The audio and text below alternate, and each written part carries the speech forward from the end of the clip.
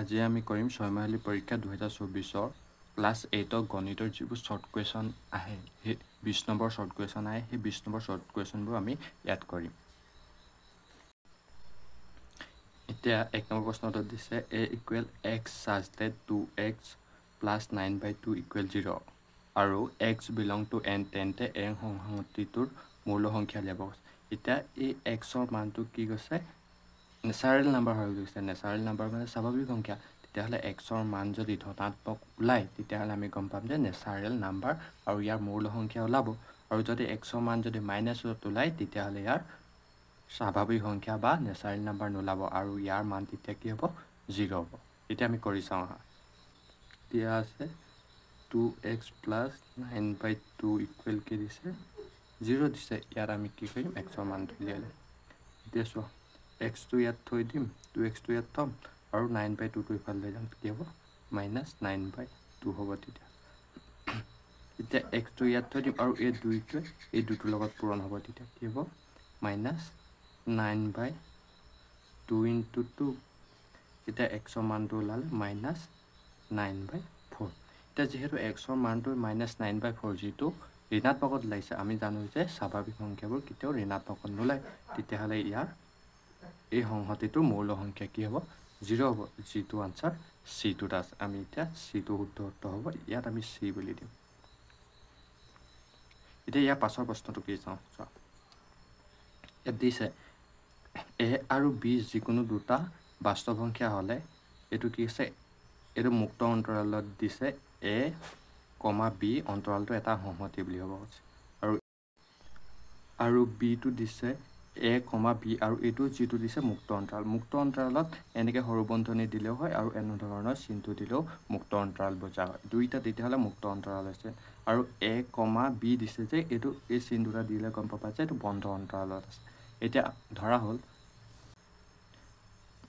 ধৰি ল'লোঁ এ আৰু বি দুটা বাস্তৱ সংখ্যা। এ আৰু বি দুটা বাস্তৱ সংখ্যা। যদি আমি এইটো সৰু এ, বি এইটো যদি সৰু বন্ধনীৰ ভিতৰতো দিওঁ এইটোক কি ক'ব মুক্ত অন্তৰাল বুলি ক'ব। কি ক'ব মুক্ত অন্তৰাল। আৰু এই মুক্ত অন্তৰাল এনেধৰণেও লিখা হয় যে বি আৰু এনেধৰণেও লিখা হয় যে এইটো মুক্ত অন্তৰাল। এই মুক্ত অন্তৰাল মানে যিবোৰ ধৰি ল'লোঁ এইটো এ আছে আৰু ইয়াত বি, এইডাল ৰেখাত এ আৰু বি আছে। এতিয়া চোৱা এই এ আৰু বিৰ যিখিনি ভিতৰ অংশখিনি, এ আৰু বিৰ যিটো ভিতৰ অংশখিনি বুজাবলৈ এই এ, বি এই সৰু বন্ধনী থকা বা এই চিনটো ব্যৱহাৰ কৰা হয়। আৰু আনহাতে এ, বি এই চিনটো দিছে, এই চিনটো দিলে এইটোক কয় বন্ধ অন্তৰাল।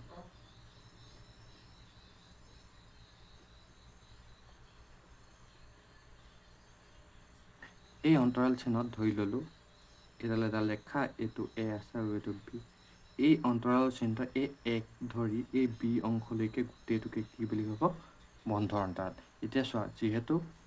আমাক প্ৰশ্নটোত কৈছে যে এ আৰু বি যিকোনো দুটা বাস্তৱ সংখ্যা হ'লে মানে এ আৰু বিক দুইটাকে ধৰিব লাগিব। তেতিয়াহ'লে দুইটাকে ধৰিলে কি হ'ব এই চিনটো হ'ব আৰু এ, বি হ'ব। এইটোক ক'ব বন্ধ অন্তৰাল এ, বি। তেতিয়াহ'লে ইয়াৰ শুদ্ধ উত্তৰটো হ'ব চি, কাৰণ আমি চিটো দিম। তাৰ পাছৰ প্ৰশ্নটো কি কৈছে এই গুণাত্মক বিপৰীত হ'ল এইকেইটা দি আছে যিবোৰ গুণাত্মক বিপৰীত। আমি গুণাত্মক বিপৰীতনো কি চাই লওঁ চোৱা। ধৰি ল'লোঁ আমি 4/3। এই 4/3টোক যদি আমি গুণাত্মক বিপৰীত হয়, এই 4/3 গুণাত্মক বিপৰীত কি হ'ব জানানে?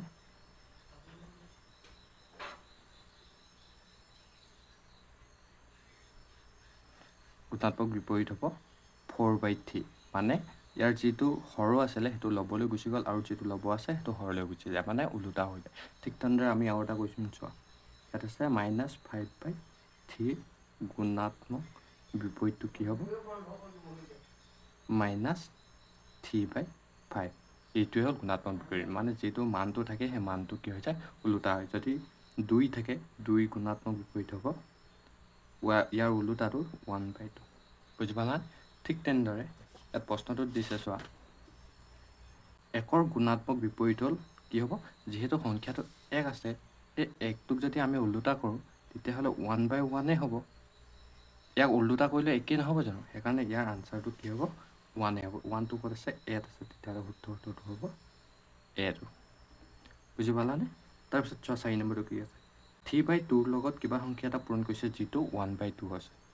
হৈছেনে এতিয়া এইটো কৰিবলৈ হ'লে আমি কি কৰিব লাগিব এই ওপৰত কি কৈছে 2/3 লগত 3টো আঁতৰাব লাগিব এতিয়াতো 3টো কেনেকৈ আঁতৰিব যদি ইয়াৰ হৰত যদি 3 এটা থাকে তেতিয়া আমি কটাকটি কৰিব পাৰিম তেতিয়াহ'লে আমি কি কৰিম 3/1 যদি ইয়াৰ লগত পূৰণ কৰোঁ তেতিয়াহ'লে 3 কটাকটি যাবগৈ তেতিয়াহ'লে 1 × 1 1/2 ওলাব বুজি পালানে ইয়াত 1/3 বহাইছোঁ তেতিয়াহ'লে 1/3 আছে ক'ত D2 আছে ইয়াৰ উত্তৰটো হ'ব D2 বুজি পাইছানে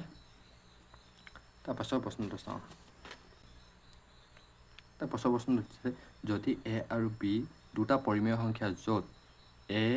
is less than B হয় তেন্তে A আৰু B ৰ গড় মান উলিয়াব আমি চোৱা গড় মান কেনেকৈ উলিয়াইছোঁ ধৰা হ'ল A, B দুটা সংখ্যা আমি গড় মান উলিয়াবলৈ হ'লে কেনেকৈ উলিয়াম গড় মান উলিয়াবলৈ A আৰু B এই দুটাকে কি কৰা হয় যোগ কৰা হয় যিকেইটা সংখ্যা আছে এই সংখ্যাকেইটা যোগ কৰি কিহেৰে হৰণ কৰা হয় 2ৰে হৰণ কৰা হয় হয়নে ঠিক তেনেদৰে এই 2টোক চোৱা এই 1 2ৰে হৰণ কৰিছে আৰু B টোকো 2ৰে হৰণ কৰিছে আমি ইয়াক এনেকৈ ভগাব পাৰোঁ A/2 আৰু যোগ চিহ্নৰ কাৰণে যোগ আৰু B/2 মানে A আৰু B দুইটাকে 2ৰে হৰণ কৰি দিয়া আছে তেতিয়াহ'লে ইয়াত আনসাৰটো আছে নে চাম চোৱা ইয়াত আনসাৰটো আছে C2 আছে তেতিয়াহ'লে ইয়াৰ উত্তৰটো হ'ব C তাৰ পাছৰ প্ৰশ্নটো দিছে তলৰ কোনটো এটা ৰৈখিক সমীকৰণ হ'বলৈ হ'লে যিবোৰ সমীকৰণত চলকৰ ঘাত মাত্ৰ 1 হয় সেইবোৰে হ'ল ৰৈখিক সমীকৰণ ইয়াত এটা ঘাত থকা কি আছে এইটো আছে x-ত এটা ঘাত y-ত এটা ঘাত তেতিয়াহ'লে ৰৈখিক সমীকৰণ এইটোৱে হ'ব B2 ইয়াত চোৱা x³ আছে মানে ঘাত 3 আছে ঘাত ইয়াত 2 আছে ঘাত 2 আছে তেতিয়াহ'লে এইবোৰ ৰৈখিক সমীকৰণ নহ'ব তাৰ পাছৰ প্ৰশ্নটো কি আছে চোৱা x + 3 = 5 সমীকৰণটো মূল হ'ব বুলি কৈছে তেতিয়াহ'লে x + 3 সমীকৰণটো এই xৰ মান উলিয়াব লাগে এতিয়া আমি কেনেকৈ উলিয়াম চাওঁ ইয়াতে কৰি দিছোঁ সমীকৰণটো দিছে x + 3 = 5 যিটোৰ xৰ মানটো উলিয়াব এতিয়া চোৱা xটো যদি ইয়াত থৈ দিওঁ 3টো ইফালে যাবগৈ তেতিয়াহ'লে যিহেতু প্লাছ আছে সমান চিহ্ন এফালে গ'লে মাইনাছ হৈ যাব 5ৰ পৰা 3 গ'লে হ'ব 2 তেতিয়াহ'লে xৰ মান কি ওলাল 2 ইয়াৰ আনসাৰটো 2 আছেনে এইটো 2 আছে যিটো 1 আছে তেতিয়াহ'লে ইয়াৰ আনসাৰটো A হ'ব ঠিক তেনেদৰে 36ক দুটা ক্ৰমিক ত্ৰিভুজীয় সংখ্যা যোগফল স্বৰূপে প্ৰকাশ কৰিলে হ'ব এইকেইটা কোনটো হ'ব সুধিছে এতিয়া ক্ৰমিক ত্ৰিভুজীয় সংখ্যা কি হয় এইটো আমি বুজি ল'ম চোৱা ত্ৰিভুজীয় সংখ্যাবোৰ এনেধৰণে লিখোঁ প্ৰথমতে 1 লিখোঁ 1ৰ লগত আমি 2 যোগ কৰিম 1ৰ লগত 2 যোগ কৰিলে কি হ'ব 3 হ'ব এতিয়া যিহেতু 1ৰ লগত 2 যোগ কৰিলে ইয়াত আমি 3ৰ লগত 3 যোগ কৰিম 3ৰ লগত 3 যোগ কৰিলে 6 ইয়াৰ লগত 2 যোগ কৰিলোঁ 1টো পাতি 1ৰ লগত 2 যোগ কৰিলেও 3 হ'ল আকৌ 3ৰ লগত আমি কি যোগ কৰিম 2টো যিহেতু যোগ কৰিলোঁ এতিয়া 3 যোগ কৰিম হ'ল 3 3 6 হ'ল এতিয়া 6ৰ লগত আকৌ আমি কি যোগ কৰিম 3 যোগ কৰিলে এতিয়া 4 যোগ কৰিম 6 4 10 এতিয়া 4 যোগ কৰিলোঁ 10ৰ লগত এতিয়া 5 যোগ কৰিম কিমান হ'ব 15 এতিয়া 15ৰ লগত আকৌ 5 যোগ কৰিলোঁ নহয় এতিয়া 6 যোগ কৰিম 15ৰ লগত 6 যোগ কৰিলে কিমান হ'ব 21 21ৰ লগত আমি আকৌ কি যোগ কৰিম 6 যোগ কৰিলোঁ নহয় 7 21ৰ লগত 7 যোগ কৰিলে কি হ'ব 28 এতিয়া চোৱা এইকেইটাই হ'ল 1 3 6 10 15 21 আৰু যি হ'ব 28 এইকেইটাই হ'ব ক্ৰমিক ত্ৰিভুজীয় সংখ্যাৰ যোগফল এতিয়া আমি এই ক্ৰমিক ত্ৰিভুজীয় সংখ্যাৰ সংখ্যাৰ পৰা আমি কি কৰিম ইয়াৰ যোগফলটো উলিয়াম এতিয়া চোৱা ইয়াত ক্ৰমিক সংখ্যাবোৰত এতিয়া কি কৈছে 36 আছে 36ক কোন দুটা ক্ৰমিক সংখ্যা যোগ কৰিলে 36 হ'ব মানে ইয়াৰ পৰা কোন দুটা ক্ৰমিক সংখ্যা যোগ কৰিলে 36 হ'ব এতিয়া চোৱা 1 আৰু 3 যোগ কৰিলে 4 হ'ব 3 আৰু 6 যোগ কৰিলে 9 হ'ব ঠিক তেনেদৰে আমি ইয়াত চাম যে কোন দুটা সংখ্যা ক্ৰমিক সংখ্যা পূৰণ নহয় যোগ কৰিলে 36 হ'ব এতিয়া চাইছোঁ 15 আৰু 21 এই দুটা যোগ কৰিলে কি হ'ব 36 হ'ব তেতিয়াহ'লে 15 যোগ 30 15 যোগ 21 হ'ব মানে 36 ইকুৱেল কি হ'ব 15 যোগ 21 এতিয়া চোৱা এই 15 যোগ 21 আছে নি আমাৰ উত্তৰত চোৱা 15 যোগ 21 বিটো আছে তেতিয়াহ'লে উত্তৰটো হ'ব বিটো এতিয়া 9 নম্বৰ প্ৰশ্নটো কি হৈছে চোৱা তলৰ কোনটো সংখ্যাৰ বৰ্গমূল যুগ্ম সংখ্যা হ'ব আমি সদায় চাম যে যিবোৰ সংখ্যা একক স্থানত কি হৈছে অযুগ্ম সংখ্যা থাকিলে সদায় বৰ্গমূল অযুগ্ম হয় আৰু যদি কোনো সংখ্যাৰ একক স্থানত যুগ্ম সংখ্যা থাকে তেতিয়াহ'লে সংখ্যাটো বৰ্গমূল যুগ্ম হ'ব যেহেতু ইয়াত 9 আছে অযুগ্ম তেতিয়াহ'লে এইটো বৰ্গমূল অযুগ্ম হ'ব এতিয়া চোৱা ইয়াত 4 আছে 4 থাকিলে 4টো একক স্থানত 4 আছে তেতিয়াহ'লে এইটো যুগ্ম সংখ্যা ইয়াক যদি আমি বৰ্গ কৰোঁ সদায় যুগ্ম সংখ্যা পাম ঠিক তেনেদৰে অকল যুগ্ম সংখ্যা থকা এটা আছে 4টো যিটো বৰ্গমূল কৰিলে এই সংখ্যাটো বৰ্গমূল কৰিলে ইয়াৰ বৰ্গমূল যুগ্ম হ'ব তেতিয়াহ'লে উত্তৰটো হ'ব বি 10 নম্বৰটো কৈছে -8ৰ ঘনফল হ'ব মানে 8ক যদি আমি 3বাৰ পূৰণ কৰোঁ তেতিয়াহ'লে ইয়াৰ শুদ্ধ উত্তৰটো কোনটো হ'ব এটা কথা মনত ৰাখিবা যেতিয়া আমি মাইনাছবোৰ যুগ্ম সংখ্যাত পূৰণ কৰোঁ তেতিয়া উত্তৰটো সদায় প্লাছত আহে আৰু যেতিয়া আমি মাইনাছবোৰ অযুগ্ম সংখ্যাত পূৰণ কৰোঁ তেতিয়াহ'লে উত্তৰটো সদায় মাইনাছত আহে মানে আমি মাইনাছ দুডাল পূৰণ কৰিছোঁ 2 4 6 8 যদি এনেকৈ যুগ্ম সংখ্যাত পূৰণ কৰোঁ উত্তৰটো সদায় প্লাছত ওলাব আৰু যেতিয়া আমি মাইনাছবোৰ অযুগ্ম সংখ্যাত যেনে 3ডাল 5ডাল মাইনাছ তেনেদৰে পূৰণ কৰোঁ তেতিয়াহ'লে উত্তৰটো মাইনাছত ওলায় ঠিক তেনেদৰে